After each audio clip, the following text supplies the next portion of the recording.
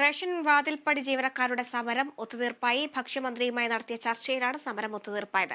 51 കോടി രൂപയോളം കുടിശ്ശികയുണ്ടെന്ന് കാട്ടിയാണ് വാതിൽപ്പടി വിതരണക്കാർ കഴിഞ്ഞ 3 ആഴ്ചയായി സമരം ചെയ്യുന്നത്. വിവരങ്ങളുമായി ഇപ്പോൾ വിനയ രാജ് ചേരുന്നുണ്ട്. വിനയ, ഈ റേഷൻ സമരം തുടരാൻ ഇരിക്കുകയാണ്. ഇപ്പോൾ വാതിൽപ്പടി ജീവനക്കാരുടെ സമരം ഒത്തുതീർപ്പാക്കിയിരിക്കുന്നത്.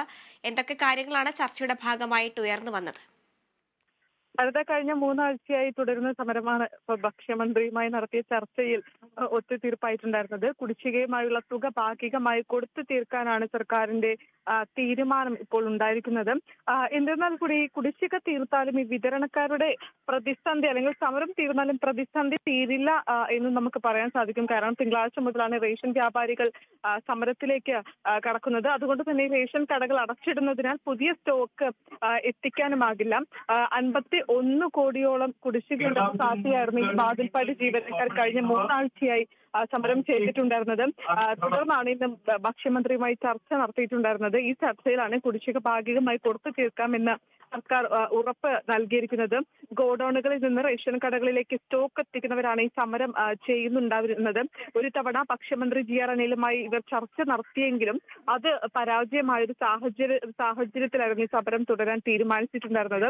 തുടർന്ന് ഇന്ന് നടത്തിയ ചർച്ചയിലാണ് ഈ കുടിശ്ശിക ഭാഗികമായി കൊടുത്തു തീർക്കാമെന്ന് അറിയിച്ചതോടെ ഈ സമരക്കാർ പിന്മാറിയിട്ടുണ്ടായിരുന്നത്.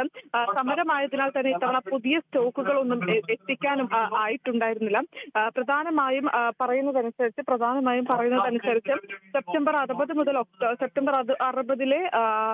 സെപ്റ്റംബറിലെ 60% കുടിശ്ശികയും ഒക്ടോബറിലെ മുഴുവനും നവംബറിലെ 60% കുടിശ്ശികയും കൊടുത്തു തീർക്കുമെന്നാണ് ഇപ്പോൾ ഈ ജീവനക്കാരുമായി നടത്തിയ ചർച്ചയിൽ വ്യക്തമാക്കുന്ന ഒരു കാര്യമെന്ന് പറയുന്നത്. എന്തായാലും ഈ വാതിൽപ്പടി ജീവനക്കാരുടെ സമരം ഇപ്പോൾ അവസാനിപ്പിച്ചിരിക്കുകയാണ്. ഈ ഭക്ഷ്യമന്ത്രിയുമായി നടത്തിയ ചർച്ചയിലാണ് ഈ സമരം ഒത്തുതീർപ്പാക്കാൻ തീരുമാനിച്ചിരിക്കുന്നത്. ഹരിത. ശരി, മിനിയാണ് വിശദാംശങ്ങൾ നൽകിയത്.